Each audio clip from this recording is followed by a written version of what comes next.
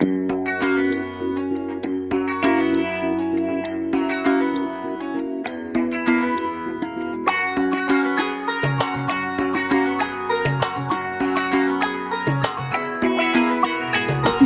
বাজা, কাসর বাজা, উলু দে আর শাখ বাজা, বছর পরে আবার এলো মাঝে।